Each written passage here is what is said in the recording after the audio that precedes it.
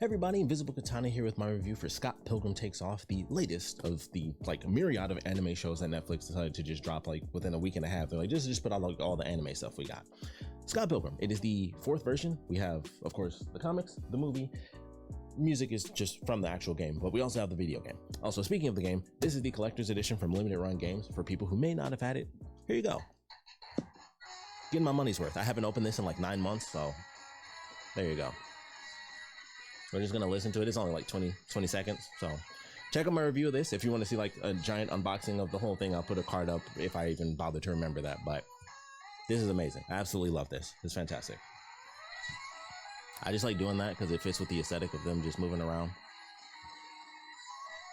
Scott Pilgrim, the world, the game versus the world, the game. There you go. So I'm gonna leave this up.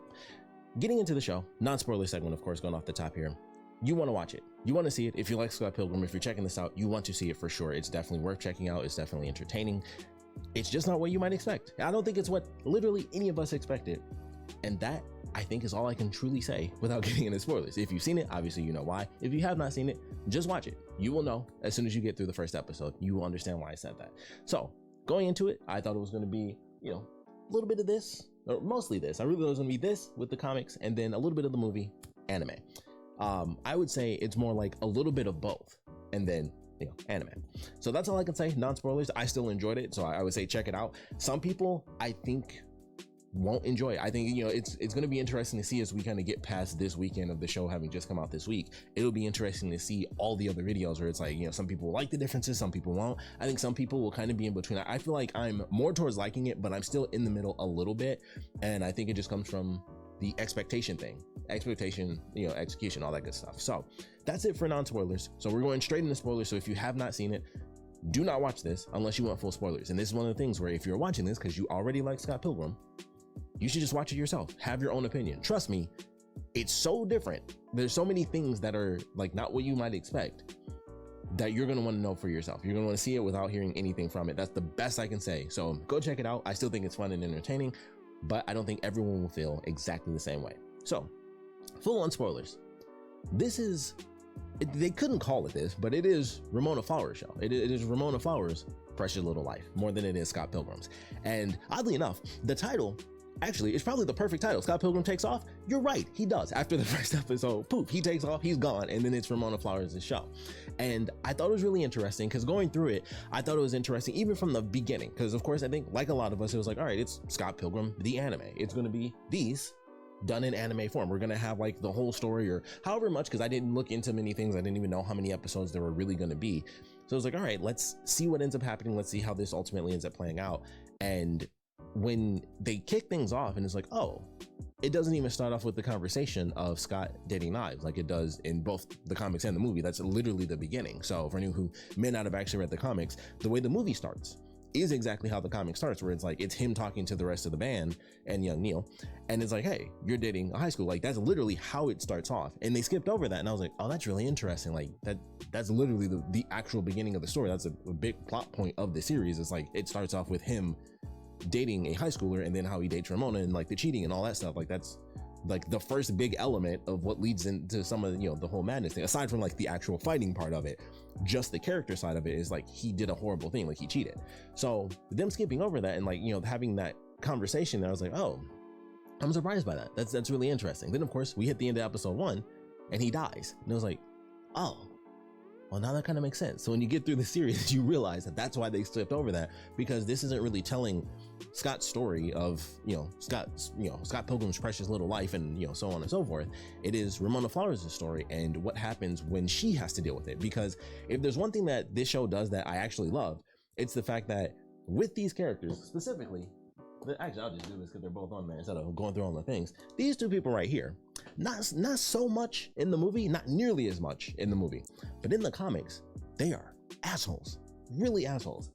Personal opinion, of course, but I think that's kind of the point of the story. Like, in fact, like this is about 6 books of just people being assholes, except for this guy right here, because he's the best person ever. But other than that, and Kim's pretty sweet too, because I saw Kim's pretty cool. But like Scott's friends are great, and then Scott sucks, and then Ramona sucks, and then all of the exes kind of suck, and that's pretty much the whole story. It's everyone figuring out, how do we suck a little less? But in the beginning, everyone's just an a-hole, and that's really what this story actually is. And then realizing it, or trying to figure out how to get past it, or they don't and they die, you know, if it's one of the exes mostly. So them doing it from the alternate perspective of Ramona has to really deal with it, because obviously the story is based around Scott Pilgrim, so he's the one that does it, especially, you know, in the comics, and of course especially in the movies. But he's the one that really has to do it, because he has to figure out what he is going to do, who he's going to truly become, and who he's going to be, you know, going forward. And I like that element of it where they're like, all right, we've told that story. Let's see what happens if we take the guy who has to do it, plug him out of it, and we put it on Ramona. What happens when Ramona, who is the one that led to all these people, which granted, becoming an evil ex where you become like a supervillain, like obviously you have issues yourself, so that, you know, once again, the whole story is just like a bunch of a-holes. But them dealing with Scott was one thing, but them actually dealing with the person that caused them heartache is a totally different story. And I like that element. I thought it was a nice twist. Of course, that's the thing where it's like, you're either gonna like that or you're not gonna like it, because I think the story is well told. But of course, it's not these comics. You know, I didn't get my robot arm lady. I actually like that. I don't know why I care so much. I just want to see her. I wanted to see her. I wanted to see Nega Scott. Although we did get like an alternate, like old guy Ryu version of Nega Scott, which admittedly animation wise, I was like, that looks sick. He had like, you know, the bandana and like all the white hair and stuff. I was like, he looks super cool. But I was like, oh, you know, it's not Nega Scott, and it doesn't hit like the emotional beat that it does, but it's not really Scott's story, it's more Ramona's story. So it makes sense that it wouldn't, because even in that moment, and I felt like they were so close to, oddly enough, having both, where even if it wasn't as long of a stretch as far as him dealing with that, you know, the emotional element, but considering he's taken out of the entire thing, you kind of can't really do it as hard, because he doesn't get to go through, you know, any of the relationship stuff. So it almost doesn't even work in any context within the story. It's just like, dude, I become kind of a bad guy. This really sucks. Like, don't do that. So they don't get to hit it nearly as hard, but Ramona does get it. And I still feel like even hers doesn't hit as hard. I would say her individual beats with the actual villains hits harder than like, oh, this is who you are, is like the ultimate thing where she literally combines with her future self and figures out all of her problems. Even that, I was like, that doesn't hit as hard as like just the individual moments. And it's probably because of the fact that she has to consider who she was to those people, and they also have to consider who they were as well, either during that relationship or afterwards, and like how they became evil and stuff like that. So maybe it's because it's two characters dealing with it, and like she gets, in a sense, like 7 different bits of that, and then the exes also get their moments as well, back and forth. It hits harder than her, like when she combines with herself at the end, and it's like, oh, I realize my issues and I keep running away and stuff. Which, funny thing, and I feel like I have to note this because they don't say it in the show, and I would love to know your opinion on this. At the end of the series, where it's like even older Scott was like, oh, we broke up and stuff, and it was 12 years, and she's like, bro, you left and went to train for like 12 years and stuff. It was like, we weren't breaking up, I just needed space. No one calls her out, because I was like, well, she's still kind of an a-hole for that, because she left for 12 years, and like they were kind of putting it on him like, I just needed space. And I was like, well, you said 12 years, like he said 12 years, you didn't say like it was 2 months. You like, it was, yeah, it was like 12 years or 10 years or whatever. And I'm like, if you're away from each other, if there's just space for 12 years, you left. Like they were kind of treating him like he was crazy. Like he acted crazy for sure, because it was like the heartbreak thing where it's like, you know, it's envy times 20 or times 10 or whatever. But I'm like, he's not wrong in saying that they were broken up, and you know, like he obviously, what he did was still crazy. Once again, just like all the other exes, like becoming an evil ex, it was a crazy thing to do. But for her to be like, dude, I just needed some space, I was like, bro, you were gone for 12 years. Like you came back, like she specifically said, like I came back to Wallace and he said that you went all psycho and stuff. It's like, you came back after 12 years. He's not wrong to say you broke up. I just thought that was weird that was how they made that dialogue, where it was like he was crazy for saying it was 10 years. And she's like, I just needed some space. I was like, it was a decade. That makes no sense to me, to just pretend like, oh, it wasn't that much time. I'm like, he's not wrong when he says that. Still acted crazy, you know, becoming a psycho, you know, like the, you know, evil ex, kind of like how Gideon was. Or what is his name? I forgot. Goose. I'm just going to call him Goose because I can't remember his first name, but Goose. And it was just like, okay, you know, like that was just the one thing where I was like, just dialogue wise, I was like, that doesn't make any sense to pretend like he's just that specific line. Like I said, all of his actions were crazy, but that specific line should have been more of a conversation where it's like, they're kind of both in the wrong, because he was crazy to do that, but she did run away. And I guess technically that's what she learned like right after. But even in the conversation, it's kind of weird to be like, Yeah, it was 10 years. I needed some space. Like, how can you say that and then not instantly be called out for a 10-year gap or 12-year gap? I thought that was super weird even when I was listening to it. So I would love to know your thoughts on that, because that was like the one thing in the ending I was like, you can't say that. And it was 10 effing years. Like, it just felt super weird. And I was like, that's like, how is he the bad guy? Like, they're both bad in that specific moment of the conversation. So I thought that was odd, but like I said, would love to know your thoughts on that in particular. But other than that, I actually did really enjoy it. Of course, animation wise, it was absolutely insane. Don't know who did the animation, but I swear it's not Trigger, because their logo is very particular, unless they like did it in kanji in the credits of every episode. And I just didn't know that. I don't think it's Trigger Studios, but I swear it was like especially some specific moments. I'm like, excuse me, I burped. I was just like, this is Kill la Kill. 100%. There are just some moments where I was like, this looks exactly like Kill la Kill. Not just like the rounded edges for the characters. It almost looked like an older anime, because that's kind of what they did with Kill la Kill to kind of make it look like an older anime series. I was like, this legit looks like Kill la Kill. And it was like, there are just some moments where it 100%, I was like, that's crazy, but I don't believe it's Studio Trigger. But maybe it is, and somehow I just missed it every single episode that it was Studio Trigger this whole time, or they, like I said, they put in kanji and I just didn't realize it was them, or they did plain text. It's possible, but every time they do like Studio Trigger, it's always like their logo. It's not just like in normal text. So maybe it flew by and this was the one time they ever did it with normal text, and I missed it. But I was like, I don't know who did it, but it looks like Kill la Kill. It looked like Trigger for sure to me. So I'm not 100% certain, but I was like, I don't think it is, because I don't remember hearing about that. But I also avoided a lot when it comes to anything about it, which obviously, considering how the show went, there wasn't a lot to learn. Like, considering how drastically, it's an alternate universe. It is 100% an alternate universe. They literally make the actual comic book series in movie form, which I thought was funny. And they have Edgar Wrong, which I thought was hilarious.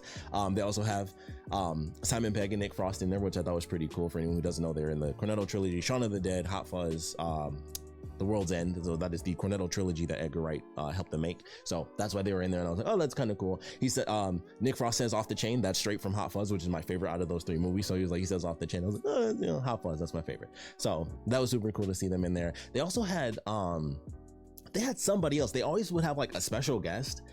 I think it was Will Forte in like 2 of the episodes. I think he was older, or I think he was older Scott and then even older Scott. But like when they would just be like special guests, I'm like, who did they play? I figured out Will Forte because he played the same character twice, so I like recognize his voice.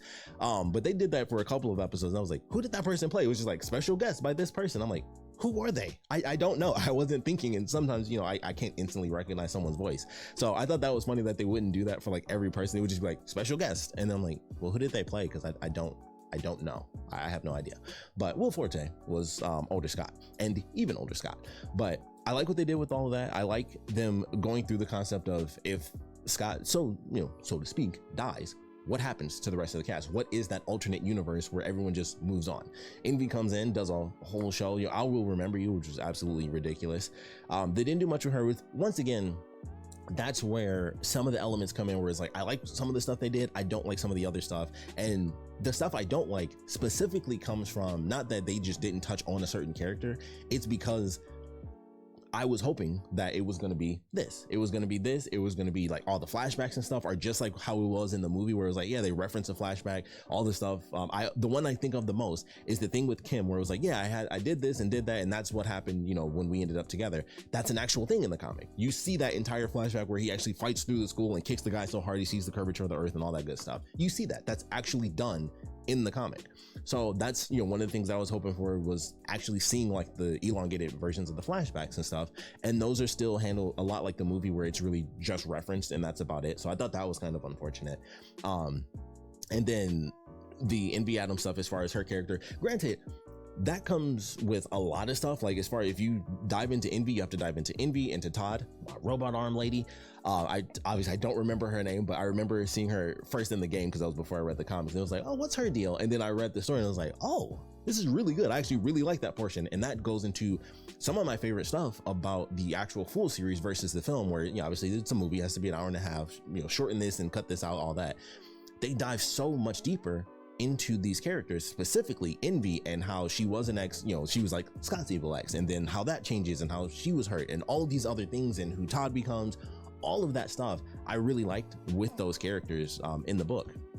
And They somewhat touch on that a little bit, and they do it in a hilarious way between Todd and Wallace, which I thought was definitely funny. And I love the fact that they were like, it's only been 2 days, and they made it seem like in the montage, because they were banging so much that it seemed like it was going on for weeks, and it was like, you know, only after 2 days production was behind. I was like, it's been 2 days. Like, that was hilarious. And even Ramona mentioned that, like, it's only been like 2 days. So I thought that was super funny when they actually put the number on it, because I'm like, they did a whole montage where they banged. I was like, how are you running lines this many times in 2 days? And like, that doesn't mess with the movie. But maybe that's where like the 22 million behind came from. I don't know, like the too much hours banging, I guess. But I thought that was super funny, and I like the way they handled that. And I thought it was hilarious by the time we got to the end of the series, where the whole time I assumed that Wallace was just effing around, was like, you know, like the whole Sparks thing, he just ignored it because it was like, hey, it's just like, you know, Sparks on set. And he was like, they don't exist or whatever. I thought he was just being like, yeah, I'm not going to be with Todd. And then the ending happens, which I'm pretty sure that was the guy from the comic, from what little I remember from the last time I actually read the books. I think that was the dude he ends up with in the actual comics. I was like, oh, that's the actual dude. And then he kissed him. He was like, Sparks are real? That was actually a really funny line to me, because I thought he was just effing with them the whole time. And then he was serious that he felt nothing. It was all from, you know, Todd's perspective. So I thought that was super funny, but really enjoyed all of that. The stuff they did with Lucas Lee, honestly, the stuff they did with pretty much all the X's, I thought was really interesting, because they dive into the characters more. And obviously it's an alternate version. Once again, we don't really get into as nearly as much, because obviously Scott isn't around. Once Envy's cheated on, it's kind of like I think she quite literally disappears after that episode. I don't think she even shows up again. So after that, like, she's genuinely just gone. I don't think she even comes in for like the little musical thing. I don't think she's there even for that moment, if I'm not mistaken. It's just the exes, and then, you know, Scott, Ramona, and their friends. So she really does kind of just like disappear out of the show because of that, unfortunately. But I like how they handled all the variations on the X. Like, Matthew Patel basically becomes like the head honcho. He beats Gideon. He has like extra powers that they don't really, you know, tap into, where he gets like the arms and everything. I was like, oh, that's actually kind of cool. And he takes over everything. And then he's like, I kind of just want to act. I just want to do like some Broadway stuff. So I was like, all right, that's interesting. Lucas actually tries to be a real actor. One of my favorite things, of course, was when they're like, you know, he's like, oh, I don't really read the scripts. I just say what, you know, comes to mind. It's like, oh, is that why, you know, half your lines in your last movie was let's party? He's like, I don't know. I didn't watch it. And as soon as he gets to drink, he's like, let's party. And I was like, that I just thought was a hilariously great line, where it's like, that was really good. So I like seeing that, where he's, you know, he actually tries. Of course, he gets fired, eventually becomes like a barista and everything. All of that stuff was really cool. The stuff with Todd, I felt, was probably the closest to the comic, where it's like he loses it because he basically gets caught cheating. It's just in a different way, where he actually has emotions for the person, and it's not just like, I kind of just wanted to cheat, and that was pretty much it. So they definitely changed it up a little bit, because he actually had emotions in that element. So I thought that was interesting. But I say his was definitely the most comic accurate. Him, and maybe Roxy as well, because hers was still the same thing, where it was like, hey, this meant something to me. And then for Ramona, it was like, and like they do like a full-on flashback, which I don't think, even in the comic, I think it's kind of brushed over as well. And I think that was one of the things that was like actually dived into probably the most, even upon the original works, was that specific thing, like them having a real flashback and it being like super effed up, whereas like she's looking at her and she's sad, and then Ramona's just like, that's kind of sad, ha ha ha, ha ha, and then she leaves, and it's like, wow, what an a-hole, because that's just how it is. So I love that episode for sure. Just like the story beats were definitely great. And obviously that was, you know, them literally going through the movies, and the part where Kim actually rewinds it because Ramona was about to lose, like, oh, that's cheating. But they're going through the different films and like they change costumes and stuff. I absolutely love that for sure. And then, you know, they solve their problems and stuff as Kim, or not Kim, but as Ramona's trying to go through the process after she realizes Scott is alive, being like, you know, crossing people off the list. Who may have done this? Why would they do it and stuff? So Roxy, of course, is the one that comes up in that episode. And it was really good. And I like the way it was all handled. And I love how horny Roxy was, where it was like, we can be friends. Like, with benefits? I was like, no. I was like, worth a shot. And then she kisses Kim. It's like, no sparks. Worth a shot. She's like, what about your boss, though? Like, she was kind of like, she was just horny for anybody. And it was like, all right, you gotta go. I was like, I gave it a shot. So I thought that was really funny how she just came in, and like once all of it was squashed, it was just like, she's just like a horny ninja going around. And like, that's pretty funny. I wish she was in a little bit more after that too. And I just really like ninja characters, so I don't know, I just kind of like that. But I do like the connection that they built between some of the exes as well, because her and Todd end up being kind of partners at the end, where it's like she's the one trying to help him get back into like vegan shape, where he's eating and stuff, and she's convincing him on the treadmill. Lucas Lee, and I'm gonna call him Gideon because I cannot remember, or maybe it was Gordon Goose, there it is. But Lucas and Gordon become friends a little bit, and they have that moment where apparently, once again, do crazy montage, and it's like, it's been 90 minutes. How the F did you do that? They left and went to the store and then came back and built a whole ramp, and all of this was done in the span of 90 minutes, plus a paintball fight, all this crazy stuff, 90 minutes. So once again, crazy montages with time and all that, but them, having their moment, watching the anime where it was like, I can't tell if they like each other or anything like that. Like, they don't seem like it's like, this is season 12.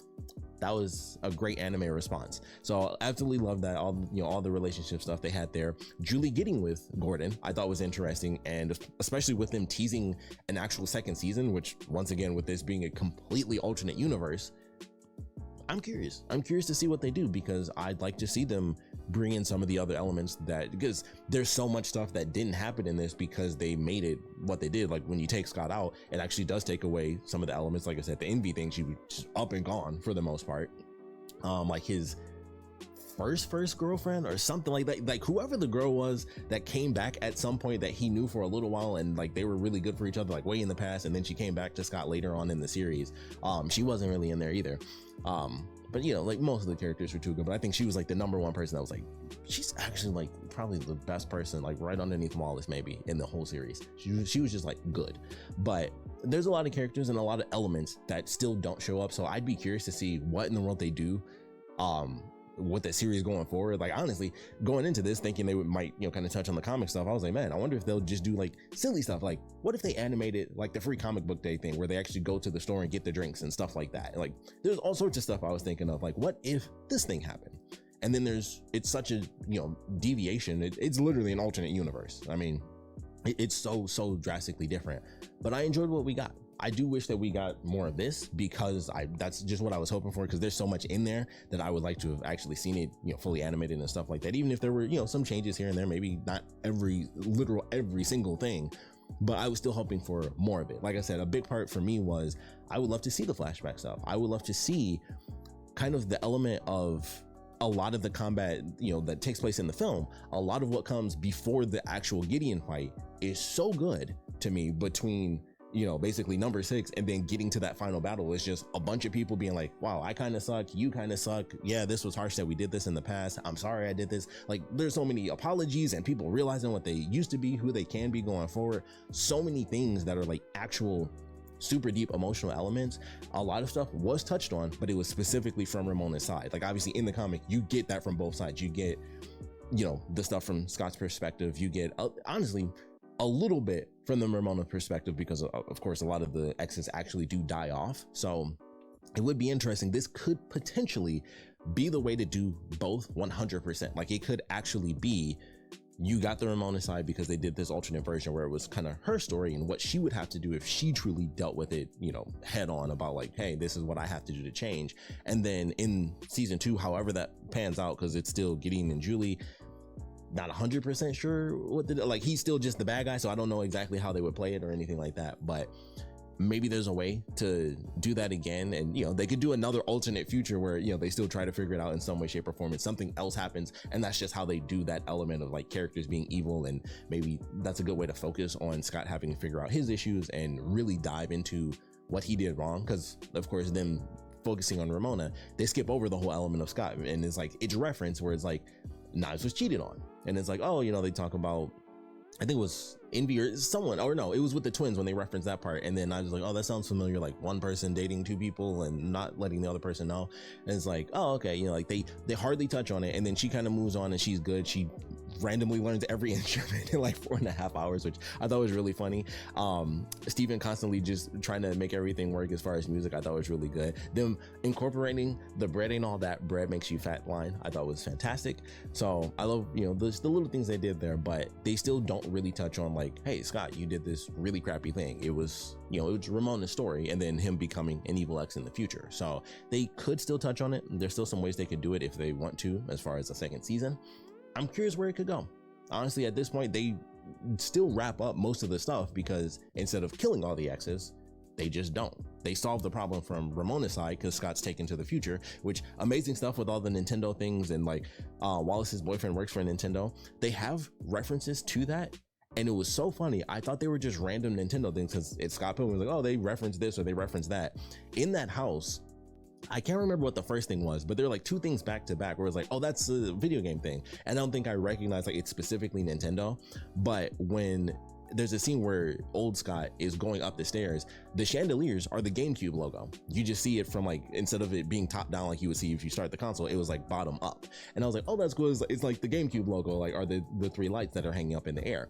And then that actually ties in to the real story, like the whole Virtual Boy thing or the virtual guy. All of that was just like, oh, video game references, these are funny. And then it was like, no, Wallace's boyfriend works for Nintendo. That's why they have a Virtual Boy. That's why the lights are GameCube lights. It's actual Nintendo references because it ties into the story. And it was the most ridiculous thing to realize that, where it was like, I thought it was just a Scott Pilgrim nerd thing. It was like, oh, yeah, GameCube lights. And it was like, oh no, Wallace's boyfriend works for Nintendo. So it's an actual in-canon reference that makes sense. It would still be ridiculous if you worked for Nintendo and then had GameCube lights, which, I'm not gonna hate it because I thought it was pretty sick actually, but it was so funny to me where I was like, I just thought it was another random reference, and then all the references to Nintendo fit within the story once they say like, oh, Wallace's boyfriend works for Nintendo. He's got like random Nintendo stuff in his house because that's the company he works for. And I thought that was crazy. So I wanted to point that out in case anyone missed it. All the Nintendo references, obviously the Virtual Boy, if you know what the Virtual Boy is, that was like the most obvious thing, but I just thought it was so funny that it actually tied into the story to say that the owner of the house worked for Nintendo, and that's why they had random Nintendo references all over. It wasn't just video game references, it was specifically for Nintendo because the person who owned the home worked for Nintendo. So I thought that was funny, and I definitely wanted to mention that before ending this review out. But all in all, I enjoyed the show. I thought it was really good. Definitely crazy. There are definitely elements of it, like the first episode, I would say might have actually been my least favorite, because I also, even before it got to like just the crazy ending, I also didn't find it to be the funniest thing ever. I didn't think it was like, I didn't think it had to be like the movie where it was like, they truncated stuff. I knew it was going to be more serious because I was already expecting like the comic where it's not as fast paced. It's an actual comic that goes over the course of 6 novels and or however you want to call it, but we'll call it 6 books. So I was already expecting it not to be like insanely fast paced. Like honestly, like the beginning of this was kind of like the first thing they showed, where it's like, do you know this girl? And they had the drawing of Ramona's hair and stuff, and everything was much calmer. And I was totally fine with that, but I also still felt like it just wasn't as funny, and I felt like it definitely got better as it went forward. I would say Chris Evans as Lucas Lee was probably my favorite funny thing, and I think he just had some of the silliest lines because he's like, him and Todd Ingram are so close to being the same character, but they managed to make it different. And I think it's because despite them both being that, oddly enough, I think Lucas Lee in this is almost as dumb as Todd is in the actual movie, whereas like he doesn't get stuff and he says stupid things. I feel like that's Lucas Lee where in this anime, whereas like that, I feel like they kind of trade like just a little bit. That's how he feels in this, because he says things and it's like, how do you not realize you just did that? Like the let's party thing. Thought that was funny, but of course he does try to get better as time goes on and stuff, and then he's still just a funny dude. So I like the way all of it was handled. I thought all the voice acting and stuff was good. Another thing that was interesting, because a lot of the characters are set to in the movie form super truncated.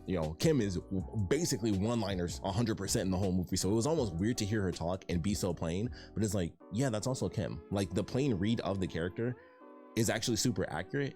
And it's weird to hear her actually talk more than just the one-liners, because in the movie she really is just like, boom, sarcastic one-liner, hilarious, and she's great at that for sure. But in this, you actually get full-on conversation, so it's like, it's almost weird to hear her have actual conversations and then be plain the whole time. But it's like, yeah, that's Kim though. Like that actually kind of fits perfectly. So it was interesting going through, just because you're actually hearing the characters talk, especially because it's the actual actors from the movie, so it's like it's their voice, it's not a different voice.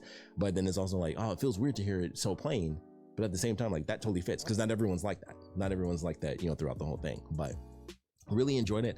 I'm very curious what they would do going forward if they actually, end up getting a second season. I guess it depends on reception. Like I said, after this weekend, I'm sure we'll know enough as far as what people are thinking. Like, is it good? Is it bad? Is the departure worth it? Is it not worth it? Did they take too much stuff out? Where the F do you go? Because they still dealt with so much of the stuff, and enveloping every single one of the X's. It would have to just be like a brand new story. Like there's still, like I said, elements that you could bring in. We didn't even actually see Crash and the Boys, gotta say, a little upset about that. But I'm curious where it could go. It would have to be fully brand new. I mean, technically this was fully brand new as well, but at this point all the characters seem cool. Like it's just Gideon and now Julie as like the villains coming up, but it's like, what do? They're just bad. In the context of the world, anything random and silly could happen. We never see Knives' dad, So I don't know if they could somehow incorporate that in, in any way, shape, or form, but there are a lot of elements. There's some things that could fit into main components of like a full-on story. I'm just curious where the F you take it now that everyone is kind of done with it, and then Gideon goes back to just being the bad guy. Does he get like a whole new, do they just make brand new characters, and then it's like, all right, now you guys wipe all of them out because they kind of betrayed me, and that still pisses me off a little bit. So I'm curious how that's gonna go. It is, is he still mad at Lucas? Was he mad the whole time? Because he was the one person that kind of bonded with him. But I'm curious. I'm curious where all that's going to go, if they even get a season 2, which honestly, at this point, I hope they do, just because I'm like, well, you teased it. This was already enough of a departure. I'm like, we didn't get this anyway. Sure. Like, I want to see what you do next. So at this point, I'm just like, yeah, we might as well get a season 2. This wasn't really, Scott Pilgrim versus the world, or just Scott Pilgrim in general. So I was like, all right, let's see what happens next. I want to see now, because it was already such a departure. Let's keep going, like make up something new. It could end and would be perfectly fine, but also at this point they already teased it, so now I'm just like, well, I'd rather see it than have it, rather than know that it was technically canceled. I'd actually rather see them just do like a bad season. I know how crazy that might sound, but it's like, I would rather it just end bad versus just not have an ending and you just tease something and it's like the potential's out there. So that's where I'm at. I like to see it completed, good or bad, but hopefully it's good. That's all I can hope for. We'd love to know what you guys thought about this season. Its departure, the things that they did do, the things they didn't do, animation wise, voice acting wise, all that stuff. What do you guys wish we had in this, didn't have in this? Like I said, that applies to things they did do and didn't do. But all in all, want to know what you guys think about Scott Pilgrim Takes Off. So please put your comments down in the comment section below. And of course, thanks for watching.